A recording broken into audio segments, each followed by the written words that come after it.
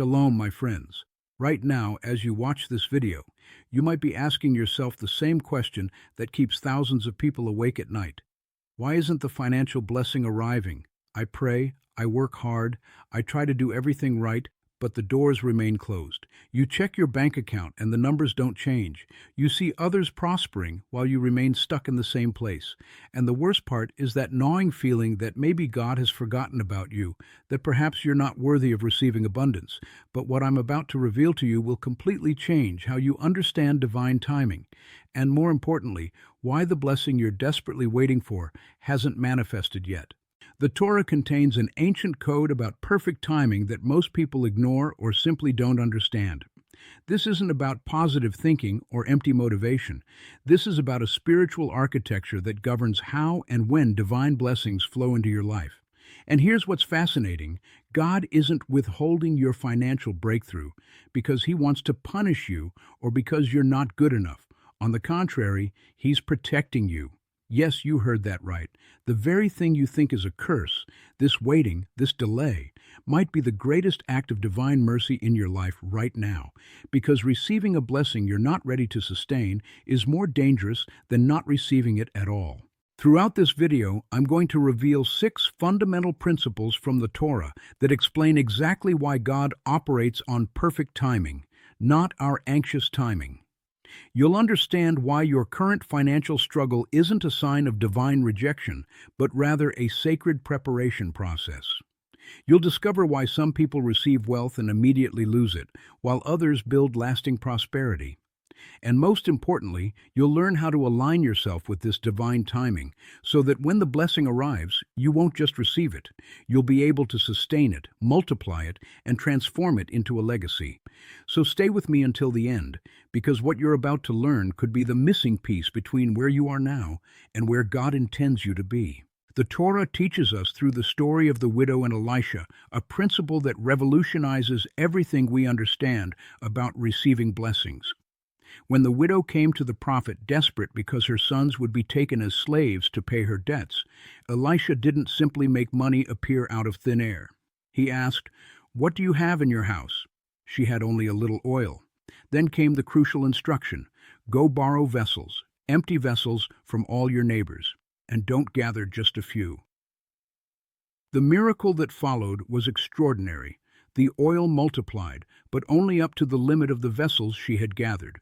When the vessels ran out, the oil stopped flowing. This ancient story contains a code that most people miss. God's blessing is infinite, but your capacity to receive it is not. Think about your current financial situation for a moment. You're asking God for abundance, for prosperity, for financial breakthrough. But here's the uncomfortable question. If God deposited $1 million in your account tomorrow morning, what would you do with it? And I'm not talking about your dreams or your wishes. I'm talking about your actual capacity to manage it. Do you have the financial knowledge to invest it wisely?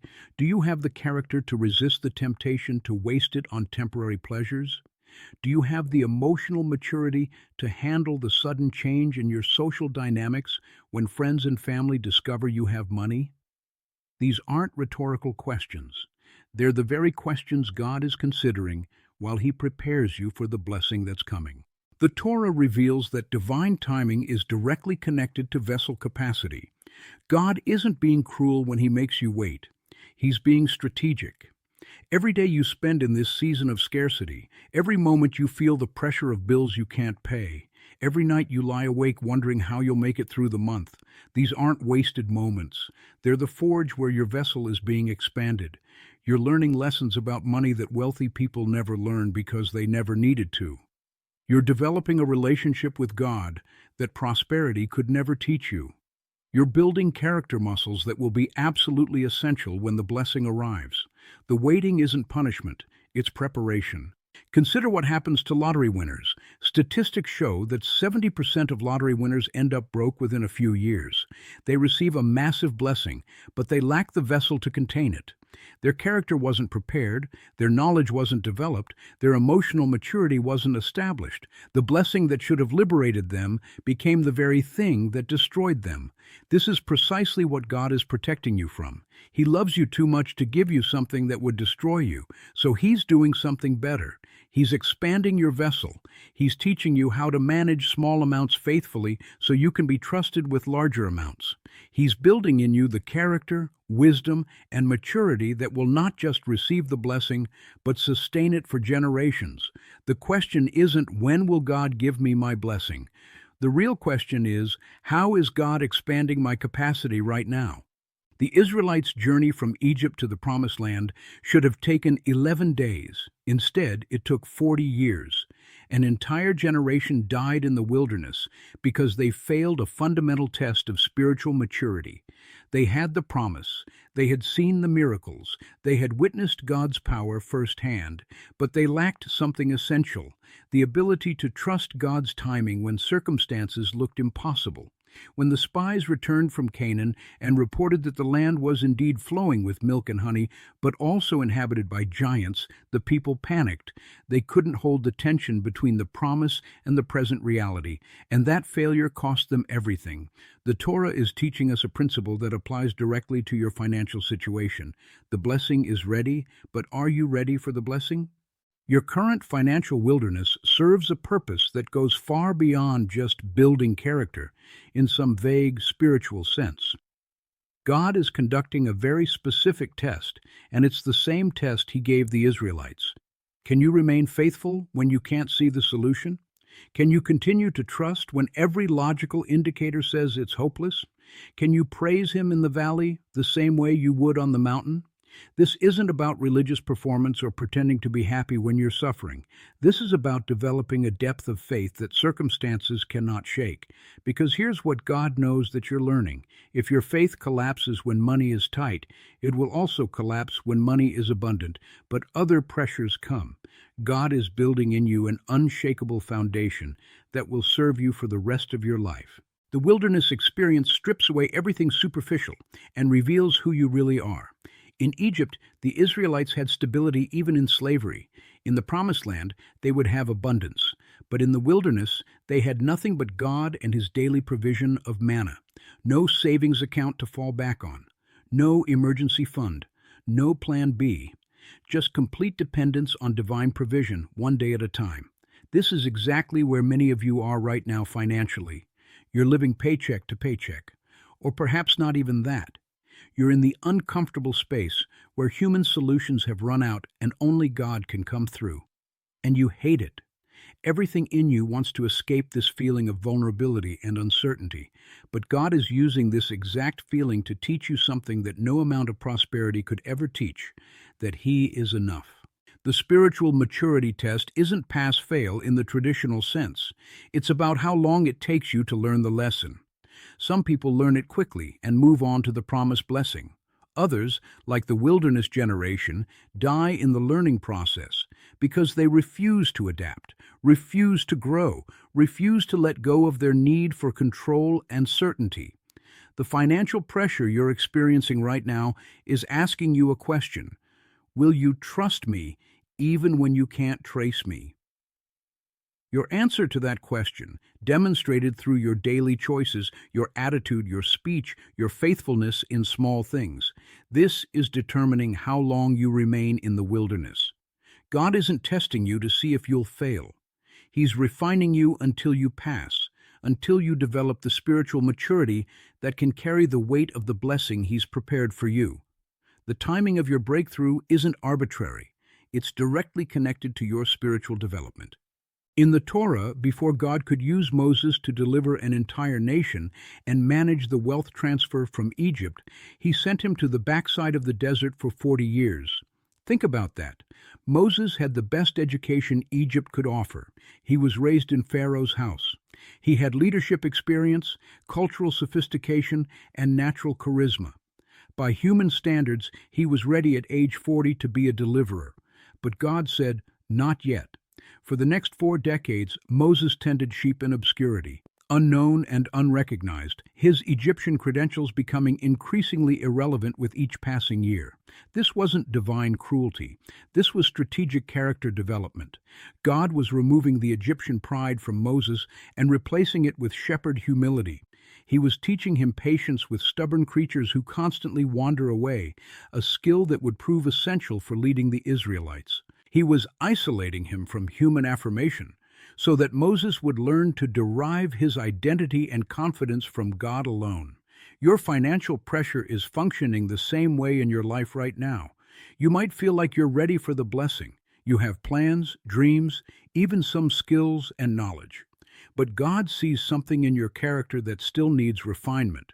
Maybe it's pride that would cause you to take credit for His blessing instead of giving Him glory. Maybe it's insecurity that would cause you to use wealth to prove your worth to others instead of for the purposes He's assigned.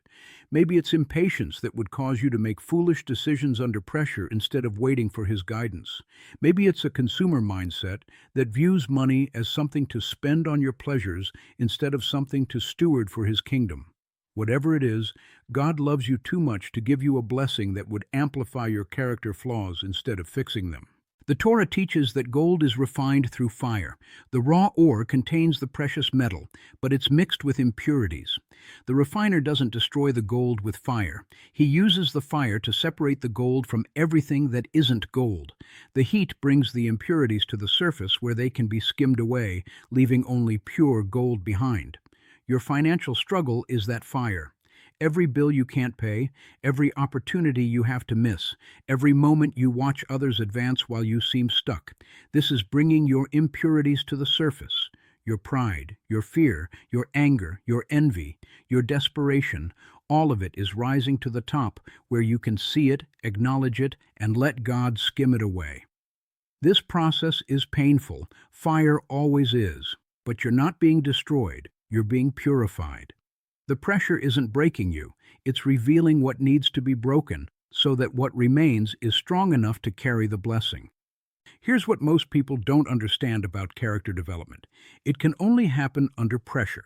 You can read all the books about financial wisdom, attend all the seminars about wealth building, memorize all the scriptures about prosperity, but none of that actually changes your character. Knowledge is acquired in classrooms. Character is forged in crisis.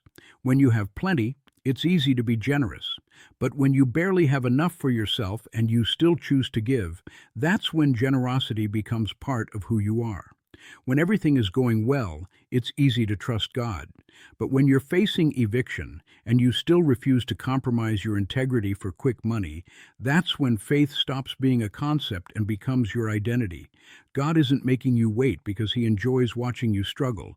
He's applying pressure because that's the only way to transform you from someone who wants a blessing into someone who can handle a blessing. The gold that emerges from this fire will be pure enough to reflect His glory. The Torah records one of the most chilling warnings about premature blessing in the story of the Israelites and the quail. They complained about the manna God provided daily, demanding meat instead. God finally gave them what they demanded, not just a little meat, but quail piled 3 feet high as far as they could walk in a day. The text says, the meat was still between their teeth when God's judgment struck and many died. They got exactly what they asked for, and it killed them. This story reveals a terrifying truth that undermines our entire modern approach to blessing. Sometimes, what you're desperately asking God for would actually destroy you if He gave it to you right now. The blessing you're demanding might be the very thing He's protecting you from until you're ready to receive it without it destroying you.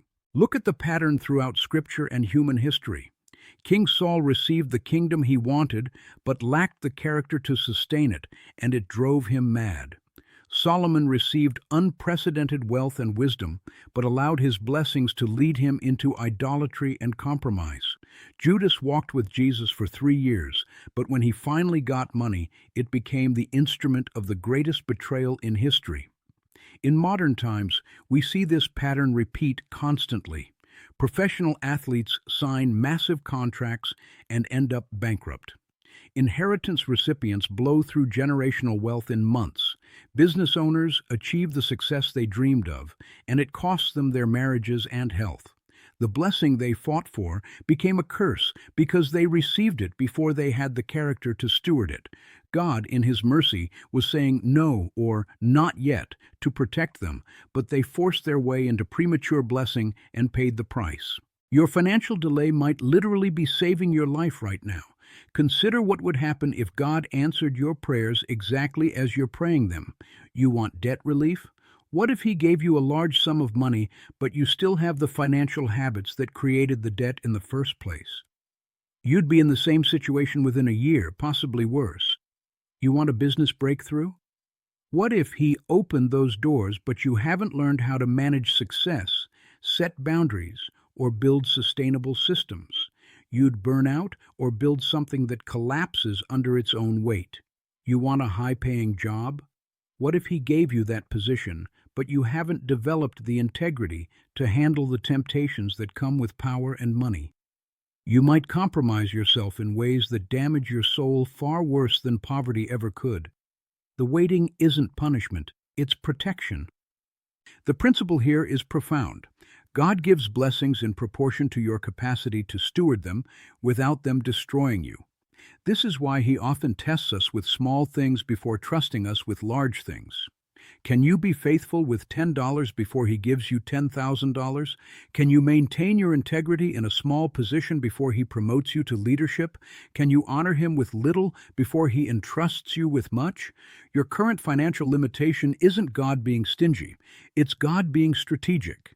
He's saying, I have something incredible prepared for you, but if I gave it to you right now, it would overwhelm you, corrupt you, or destroy you. So I'm going to keep working on you. Keep strengthening you, keep maturing you, until you're ready to receive it and thrive rather than receive it and die. The delay you're experiencing isn't divine cruelty. It's divine love protecting you from a blessing that would become a curse. When God finally releases what he's prepared, you won't just survive it, you'll flourish in it. The Torah contains a striking warning in Deuteronomy 8 that speaks directly to our situation. When you have eaten and are satisfied, when you build fine houses and settle down, when your herds and flocks grow large and your silver and gold increase, then your heart will become proud, and you will forget the Lord your God who brought you out of Egypt, out of the land of slavery. Notice the progression. Blessing leads to comfort, comfort leads to pride, pride leads to forgetting God. This is the dangerous cycle that God is determined to prevent in your life. He's not withholding blessing because he doesn't want you to prosper. He's withholding it until he's developed in you a heart that prosperity cannot corrupt. And that kind of heart is only cultivated in the valley, never on the mountain. Right now, in your financial struggle, you're learning gratitude at a level that wealthy people never experience. When you have $5 in your account and someone unexpectedly gives you $20, you experience genuine gratitude. You remember that moment. You recognize it as provision from God. But if you have $50,000 in your account and someone gives you $20, you barely notice. The same gift, but your capacity for gratitude has been dulled by abundance. God is using your current scarcity to train your heart to recognize and appreciate his provision at every level. He's teaching you to say thank you for small things so that when large things come, you won't take them for granted. You're developing a gratitude reflex that will protect you from the entitlement and ingratitude that causes so many people to lose their blessings. Humility is the other crucial quality being formed in you through this pressure. When you can't pay your bills, when you need to ask for help, when you have to admit you don't have it all together, this destroys the pride that would poison your prosperity. Pride says, I earned this, I deserve this, I'm successful because I'm smart and talented. Humility says, everything I have is a gift, every blessing is from God, every good thing in my life is grace, not merit. The financial pressure you're experiencing is crushing your pride, and yes, that process is painful. Your ego doesn't want to admit you need help. Your pride doesn't want to accept that you're struggling, but God is systematically destroying these pride structures in your heart, because he knows that pride is the fastest way to lose everything you gain. A humble heart can receive unlimited blessing without corruption, because it never forgets the source. The Torah teaches that God tested the Israelites in the wilderness to humble you and to test you in order to know what was in your heart, whether or not you would keep his commands. Notice, the wilderness wasn't just about teaching obedience, it was about revealing and transforming the heart. Your financial wilderness is doing the same thing. It's revealing whether you'll serve God only when he's blessing you or whether you'll serve him even when you can't see the blessing. It's exposing whether you love God for his gifts or for himself. It's showing you whether your worship is transactional or genuine.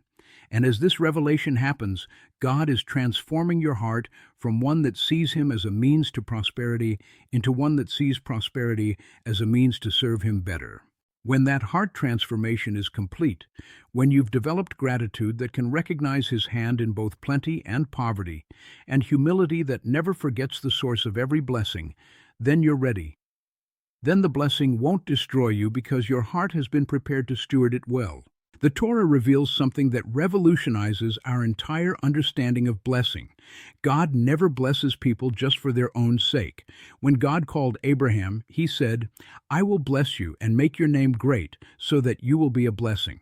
Notice the structure. Blessing is given to you, but it's not ultimately for you. It's through you.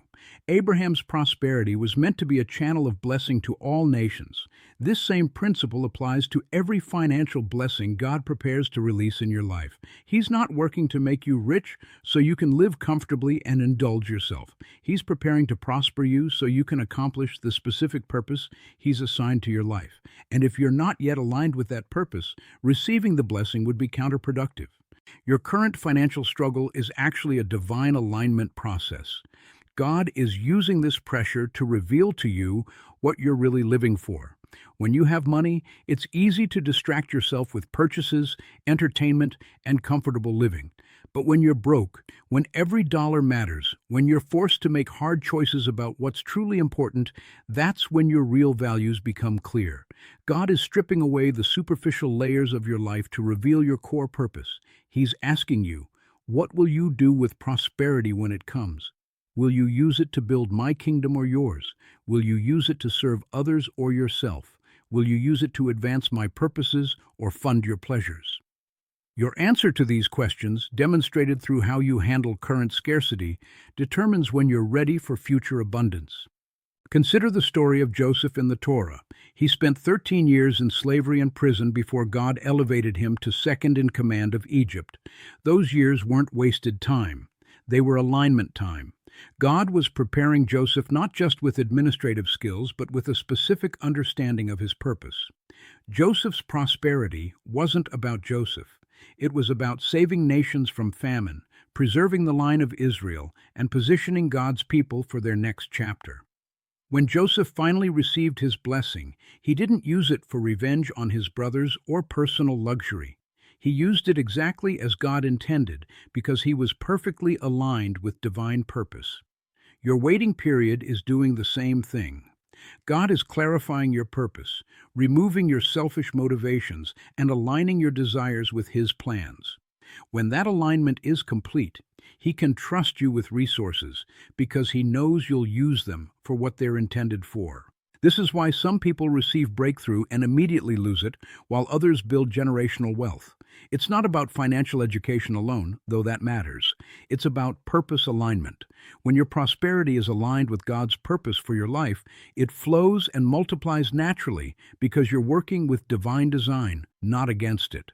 When your prosperity is misaligned, when you're trying to use God's resources for your own agenda, it evaporates quickly because you're working against the current of how blessing was designed to flow. So God is using this waiting period to answer a crucial question: what is my purpose beyond my own comfort and security? The moment you discover that purpose and begin aligning your life with it, even in small ways with your current limited resources, you'll notice something shift. Doors will begin to open. Provision will start flowing. Opportunities will present themselves. Not because you've mastered some formula, but because you finally aligned yourself with why the blessing was prepared in the first place. Your prosperity has a purpose beyond you, and until you embrace that purpose, God will protect both you and the blessing by keeping them separate. So shalom, my friends, we've journeyed through 6 fundamental principles from the Torah that explain why God operates on perfect timing, not our anxious timing. We've discovered that your current financial struggle isn't a sign that God has forgotten you or that you're not worthy of blessing. Instead, it's evidence that God is doing something profound in you and for you.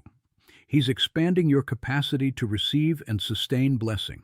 He's testing and developing your spiritual maturity. He's forging character in you through pressure that will serve you for a lifetime. He's protecting you from blessings that would destroy you if you received them prematurely. He's cultivating in you the gratitude and humility that prosperity cannot corrupt. And He's aligning you with the divine purpose that gives your prosperity meaning beyond your own comfort. The question you came to this video with was probably, when will God give me my financial breakthrough? But now you understand that's not the right question. The right question is, what is God doing in me right now that's preparing me for the breakthrough that's coming? Your waiting isn't wasted time, it's preparation time. Your pressure isn't punishment, it's refinement. Your struggle isn't evidence of divine rejection, it's proof of divine investment. God is working in you before He works through you because He knows that blessing an unprepared person is the cruelest thing He could do.